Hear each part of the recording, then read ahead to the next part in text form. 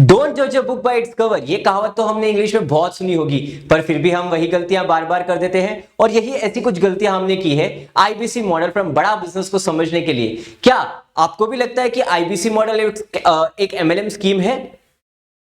नमस्कार, मैं Ujjwal Singhi, business consultant and active IBC from Bada business .com। स्वागत करता हूं आप सबका मेरी एक नई वीडियो में। और आज की वीडियो में हम देखेंगे कि क्या IBC model from Bada business सच में एक एमएलएम स्कीम है या फिर कुछ और। आइए इस चीज को समझने के लिए सबसे पहले हमें समझना होगा कि एमएलएम यानी कि मल्टी लेवल मार्केटिंग क्या है। तो आइए समझते हैं। एमएलएम जैसे कि आपको पता है कि मल्टी लेवल मार्केटिंग यानी कि अगर लैंग्वेज में अगर मैं बात करना चाहूं तो इसको हम कहते हैं नेटवर्क मार्केटिंग। ये नेटवर्क मार्केटिंग क्या होता है? ये नेटवर्क मार्केटिंग एक ऐसा प्लेटफॉर्म है जहां पे कोई भी कंपनी अपने प्रोडक्ट बेचने के लिए एक डिस्ट्रीब्यूशन नेटवर्क तैयार करती है। अक्सर जो कंपनीज होती है अपने प्रोडक्ट्स को कंज्यूमर तक पहुंचाने के लिए होलसेलर या रिटेलर का सहारा लेती है, पर ये जो एमएलएम कंपनी है ये डिस्ट्रीब्यूशन नेटवर्क में कस्टमर्स को ही अपना नेटवर्क बना देती है। होलसेलर, अब मैं आपको बताता हूं कि होलसेलर और रिटेलर कौन होते हैं। होलसेलर यानी कि वो जिनसे आप बल्क में प्रोडक्ट खरीदते हो, और रिटेलर यानी कि आपके दुकानदार जिनसे आप प्रोडक्ट खरीदते हो। तो पर यहां पे क्या होता है कि एमएलएम जो होता है यानी कि मल्टी लेवल मार्केटिंग, यहां पे मुद्दा सिंपल है कि ये जो कंज्यूमर जो नेटवर्क बन जाते हैं ये नेटवर्क को एक्सपैंड करते चले जाते हैं, और इनके जो ग्रुप बनता है, ग्रुप के लीडर को हम कहते हैं अपलाइन, और ग्रुप के मेंबर्स जो है उन्हें कहते हैं हम डाउनलाइन। यहां पे ये जो ग्रुप होता है ये प्रोडक्ट्स बेचना शुरू करता है। जैसे जैसे प्रोडक्ट बेचते हैं वैसे वैसे नेटवर्क भी बढ़ता चला जाता है। ये जो ग्रुप में प्रोडक्ट जितने बिकते हैं, जो उनके डाउनलाइन यानी कि ग्रुप मेंबर्स जो प्रोडक्ट बेचते हैं उनको पॉइंट्स मिलते हैं, और जो पॉइंट्स ये एक्यूमुलेट होते हैं उनसे इनको पैसा मिलता है।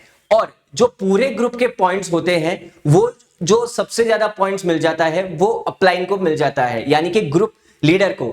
ये पॉइंट्स कैसे डिस्ट्रीब्यूट होते हैं? ये पॉइंट्स ऐसे डिस्ट्रीब्यूट होते हैं कि जिसने ज्यादा योगदान दिया उसको ज्यादा पैसा मिलेगा, और जिसने अपना कम योगदान या फिर कम नेटवर्क बनाया उसको उसके हिसाब से पैसा मिलता है। यहां तक तो बिल्कुल ठीक है, बट असली गेम अब यहां से शुरू होता है। एमएलएम में क्या है कि इसमें दो ड्रॉबैक्स है। पहला ये कि आप अपने जो प्रोडक्ट्स हैं वो दुकानदार को नहीं बेच सकते, और आप अपने कंपनी के नाम पे इसको रजिस्टर नहीं कर सकते। और दूसरा पॉइंट यहां पे ये है कि इस स्ट्रक्चर का कोई एंड पॉइंट नहीं है। यहां पे जितने ज्यादा लोग आप लेके आओगे उतना ज्यादा आपको बेनिफिट होता चला जाता है, और अदर लैंग्वेज में कहूं तो ज्यादा से ज्यादा डिस्ट्रैक्शन पैदा होता चला जाता है।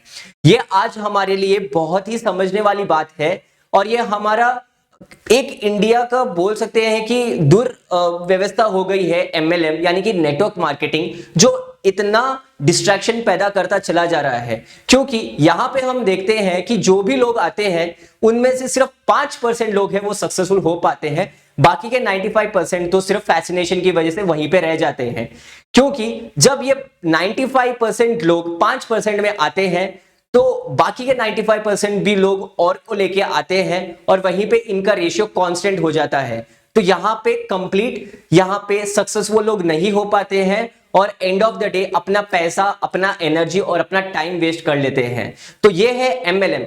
अब आते हैं हम समझते हैं आईबीसी। ये आईबीसी मॉडल एमएलएम मॉडल से कैसे डिफरेंट है अब जानते हैं। आईबीसी यानी कि इंडिपेंडेंट बिजनेस कंसल्टेशन। जब डॉक्टर विवेक बिंद्रा जी ने इस मॉडल को शुरू किया था उन्होंने सहारा लिया अपने फ्रेंचाइजीज का, और उन्होंने अपना फ्रेंचाइजी देना शुरू कर दिया। यहां पे उन्होंने दो टाइप के ऑप्शंस दिए। पहला है मास्टर फ्रेंचाइजी और दूसरा माइक्रो फ्रेंचाइजी। मास्टर फ्रेंचाइजी यानी कि चैनल पार्टनर, पर ये चैनल पार्टनर उनके जो मिशन था उनको स्प्रेड करने के लिए काफी नहीं था, तो उन्होंने सहारा लिया अपने दूसरे ऑप्शन का जो कि है माइक्रो फ्रेंचाइजी। अब ये माइक्रो फ्रेंचाइजी क्या करती है? ये माइक्रो फ्रेंचाइजी हर उस कोने तक पहुंच सकती है, भारत के उस इंटीरियर तक पहुंचती है, और हर एक जगह वहां पे जाके उनको बिजनेस के प्रॉब्लम सॉल्व करने के लिए हेल्प करती है। तो यहां तक तो ठीक है, पर मेन कंफ्यूजन कहां से शुरू होता है आईबीसी मॉडल के अंदर? वो ये है एक आईबीसी दूसरे को भी आईबीसी बना सकता है। बस यहीं पे बात शुरू होती है जहां पे लोग इसको एमएलएम मॉडल समझ लेते हैं।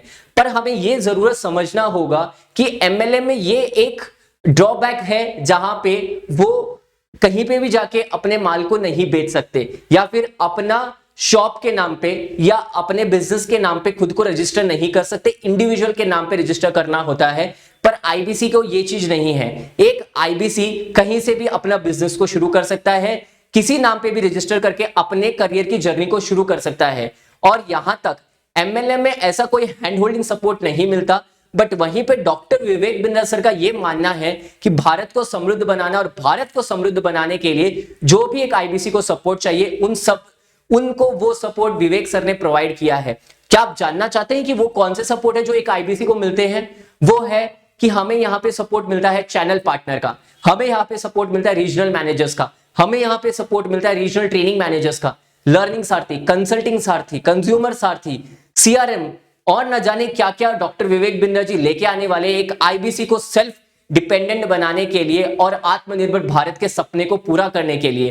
तो आई गेस आपको भी ये चीज समझ में आ गई होगी कि एमएलएम मॉडल डिफरेंट कैसे है आईबीसी मॉडल से। और ये वीडियो उन तक सब तक पहुंचाइएगा जिनको एमएलएम मॉडल और आईबीसी मॉडल में ये डाउट या फिर मिसकंसेप्शंस है कि आईबीसी एक एमएलएम स्कीम है।